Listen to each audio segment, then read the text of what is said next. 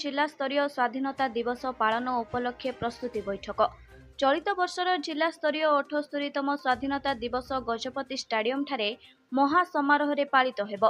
चलित वर्षर स्वाधीनता दिवसटी उत्साह और उद्दीपनार सह पालन करने नहीं जिलापाल श्रीजुक्त स्मृतिरंजन प्रधान अध्यक्षतार जिला परिषद सम्मेलन कक्ष ठारे प्रस्तुति बैठक अनुष्ठित होइथिबा बेले सम्मानित अतिथि भाव में आरक्षी अधीक्षक सुश्री स्वाति एस कुमार, मुख्य उन्नयन अधिकारी तथा कार्यनिर्वाही अधिकारी जिला परिषद डॉक्टर गुणनिधि नायक और श्री अशोक कुमार महांती, कमांडेंट ओएसपी तृतीय बाटालियन गजपति प्रमुख मंचासीन थिले।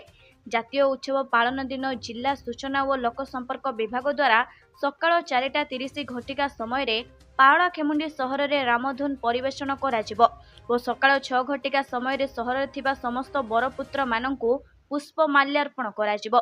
समस्त सरकारी, बेसरकारी और शिक्षा अनुष्ठान गुड़िकरे उक्त दिन सकाळ घंटिका 7:30 समय जातीय पताका उत्तोलन करने निष्पत्ति ग्रहण करा जायछि। स्वाधीनता दिवस पालन अवसर में छात्र छात्री मानक पई विभिन्न प्रतियोगिता अनुष्ठित हेब। सेहीपरि समस्त उच्च विद्यालय और महाविद्यालय छात्र छात्री माने प्यारेड रे अंश ग्रहण करिपारिबे। एथि सकाशे अगस्ट 11, 12 और 13 तारीख दिन प्यारेड अभ्यास गजपति स्टाडियम ठारे अनुष्ठित हेब।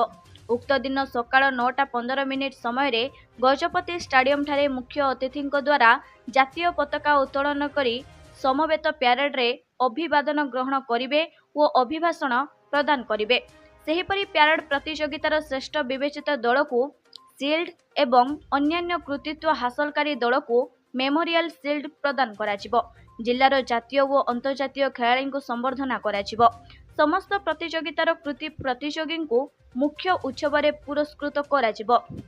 बैठक रे आरआईएफ पुलिस श्री निरंजन नायक, डेप्यूटी कलेक्टर श्री प्राणकृष्ण पाणिग्राही, जिला सूचना और लोक संपर्क अधिकारी प्रदीप्त गुरुमाई, जिला संस्कृति अधिकारी सुश्री अर्चना कुमारी मंगराज, वरिष्ठ नागरिक श्री पूर्णचंद्र महापात्र, गुरु रघुनाथ पात्र समेत संपृक्त जिला स्तरीय अधिकारीगण, समस्त विद्यालय और महाविद्यालय शिक्षक शिक्षयित्री, समस्त गणमाध्यम प्रतिनिधिगण, बैंक शाखा परिचालक, स्वेच्छासेवी अनुष्ठान कर्मकर्ता और बुद्धिजीवी प्रमुख उपस्थित रही निज निजर सुचिंतित मतमत प्रदान करथिले। पालाखेमुंडी बालकृष्ण पाणिग्राही रिपोर्ट, मानवाधिकार न्यूज इंडिया।